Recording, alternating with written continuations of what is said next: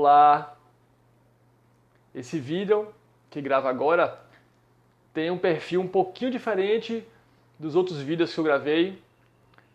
Nesse aqui eu quero falar um pouquinho sobre escuta em sala de aula.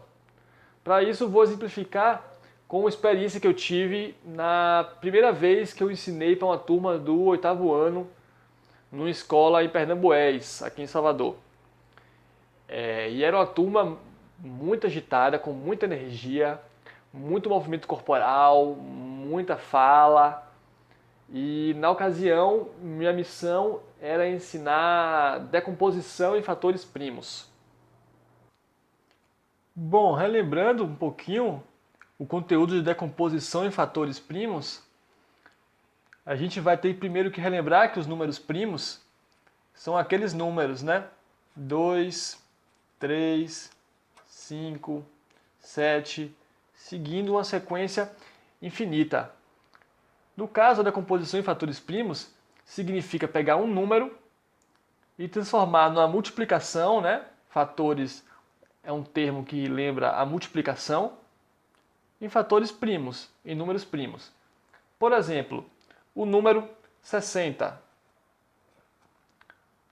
Para decompô-lo em fatores primos, a gente coloca essa barrinha aqui.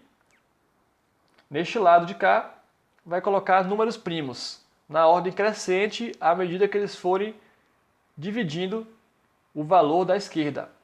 Então, por exemplo, 60 é divisível por 2? Sim. Então, 2 vai aqui.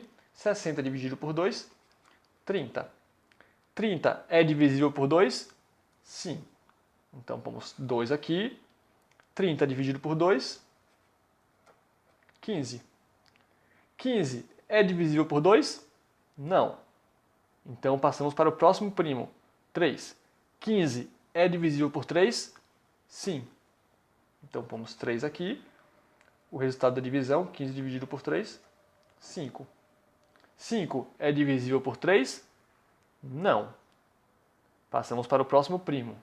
5 é divisível por 5? Sim. Então, pomos 5 aqui. 5 dividido por 5, 1. Chegando ao 1 aqui, terminamos a decomposição. Então, 60 é a mesma coisa de 2 vezes 2 vezes 3 vezes 5. 2 vezes 2 vezes 3 vezes 5.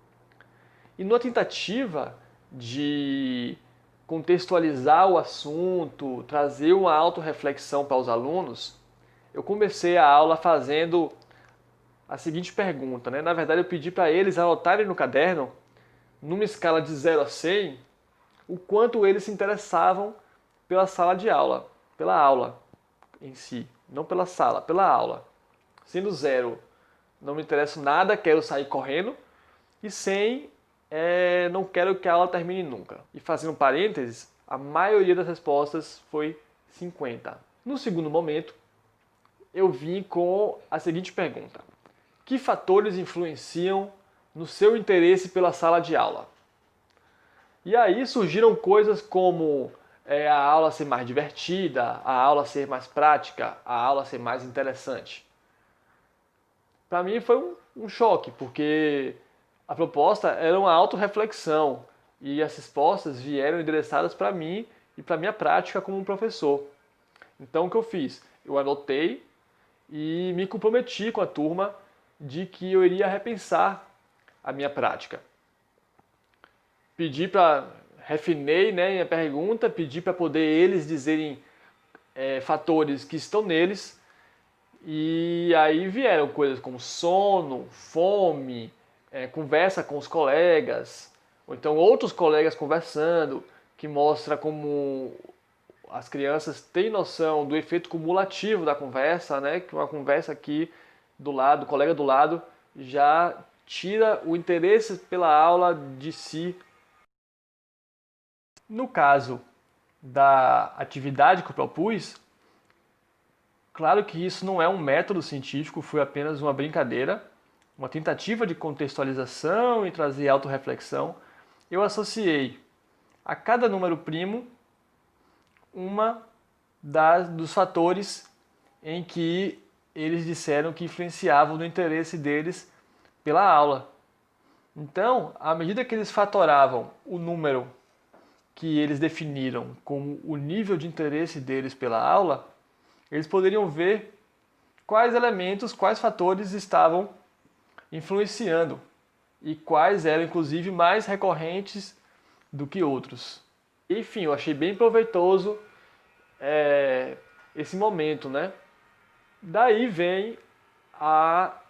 Daí eu entro no assunto que eu quero tratar, que é da escuta em sala de aula. Nesse caso, eu realmente perguntei para eles e eles me deram a resposta em todas as letras. Então eu estava ali, na verdade, pedindo feedback para eles da minha prática como professor. Porque a minha prática como professor não pode ser para mim ou apenas para a instituição, para o currículo, mas tem que ser também para os estudantes que estão ali co-criando comigo aquela aula. Eles têm que estar interessados pela aula para poder a aula ser interessante também para mim. Então, eu perguntei, pedi esse feedback e ter esse momento de escutar os alunos sobre a sua própria prática é muito importante. E digo mais, eu nem precisava ter perguntado, porque pelo próprio movimento dos alunos em relação à minha aula, ali já tem muito sendo dito. Não em palavras, mas com o corpo, com as subjetividades que estão presentes naquela sala de aula. Não tem como dizer que aqueles alunos eles não eram interessados, que eles não tinham interesse. Interesse eles tinham, mas os estímulos para esse interesse estavam em outro local que não na aula, né? Então, é muito importante que o docente ele entenda como que ele pode captar esse interesse dos alunos, como que a aula pode ser estimulante, né? E às vezes essa necessidade está sendo dita pelos alunos.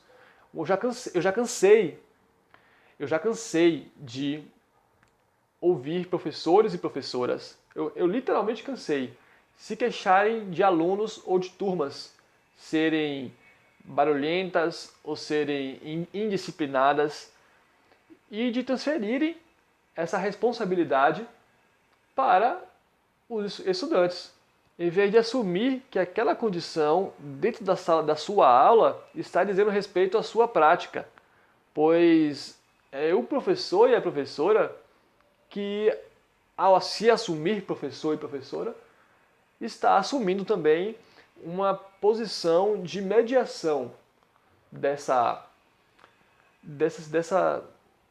prática, desse momento de ensino e aprendizagem, dessa troca. Então, cabe à professora e à professora dar espaço para escutar os alunos, já que quer que eles escutem a si. Então, cabe à professora e à professora escutar esses alunos também, né? E escutar não só o que eles falam, mas o que eles falam com as palavras, mas o que eles falam com os corpos, com os gestos e com o silêncio também deles. Então a minha intenção com este vídeo é trazer um pouco da minha experiência prática e da minha reflexão em cima dela e abrir esse espaço mesmo de discussão e de reflexão, né? Estou aberto a quem quiser chegar e vir conversar comigo sobre isso, ou nos comentários aqui do vídeo. E é isso, espero que da mesma forma que minha mente se iluminou nesse sentido, eu esteja compartilhando dessa chama com outros professores, professoras ou interessados nesse assunto. Obrigado por ter me ouvido até aqui e até a próxima.